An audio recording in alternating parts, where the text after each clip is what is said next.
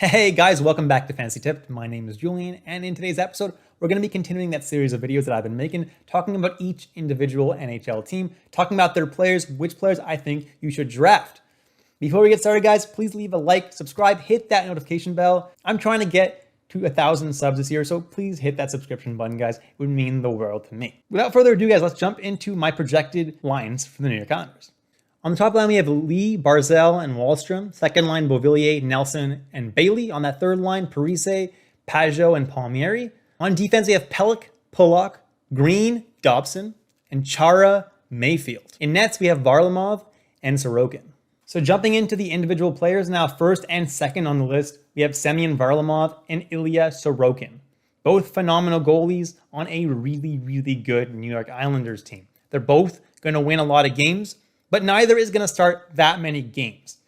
They're both going to start about half the games. I would say Varlamov might get 60%, Sorokin 40%, but neither of them is getting like the bulk of the starts, which is why I think they're being drafted a tad bit early. Although in categories leagues, I really like them because they're going to get you the wins. They're going to get you great save percentage. They're going to get a good amount of shutouts.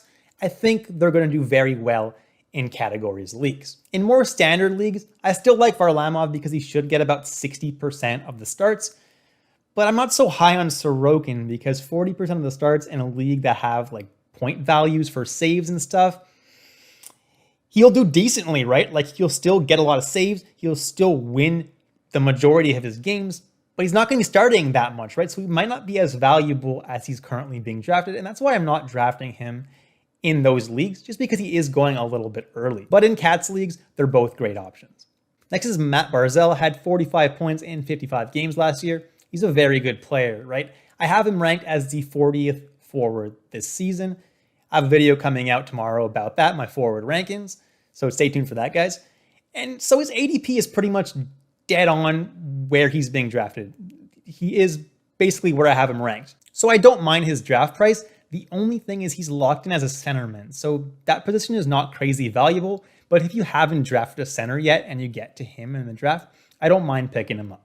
Next is Anders Lee, and unfortunately, he missed the vast majority of the season last year due to an injury, but he is healthy now, and he's someone that has a very safe floor due to the crazy amount that he shoots. He does shoot the puck a lot, and he should score a good amount of goals, which makes Anders Lee a pretty safe pick where he's currently being drafted. Next is Ryan Pulock, and Pulock got a whole lot of power play time last year. Guess how many power play points he had last year?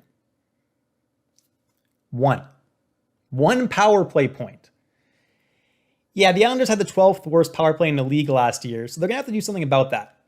Pulock only had 17 points in 56 games in total last year, so I'm not super high on him. In Cats leagues, he's better because he blocks shots. He's going to get shots on goal. He should have a pretty good plus minus, but I'm not super high on him this year, and I'm not drafting him at all. Next is Jean-Gabriel Pageau, and I'm not drafting him in point-based formats because he's just not going to produce that many points. He's going to be about a point every 2 games. So in deep leagues, yeah, sure, I guess you can consider him. But where he's going to be valuable is in categories leagues where you need face-off wins. This guy was 17th in the league last year in face-off wins, so he's definitely valuable in that category. He also hits a good amount, so in Cats leagues that have hits as well, that's where he becomes a little bit more valuable. Next is the Islanders' projected entire second line. Brock Nelson, Anthony Beauvillier, and Josh Bailey. I'm not super high on any of these guys. I don't think any of these guys are going to have a spectacular season, but I also don't hate drafting any of these guys because they're just going to do decently. The upside is not super high for any of these guys, but the floor isn't that low either. Next are Oliver Wahlstrom and Kyle Palmieri. And I believe that one of these two guys is going to get to be on that top line with Barzal and Lee. Which guy it's going to be, that remains to be seen.